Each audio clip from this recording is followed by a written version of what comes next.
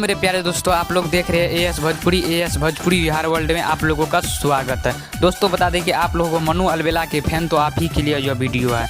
दोस्तों इससे पहले आप लोगों से विनती कर रहा हूं कि आप लोग मेरे चैनल पर न्यू है तो मेरे चैनल को सब्सक्राइब कर ले, क्योंकि भोजपुरी का सभी खबर आप लोगों को देखने के लिए मिलेगा। दोस्तों बता दें कि मनु अलबेला का भी अभी एक पोस्टर रिलीज कर दिया है गाना का।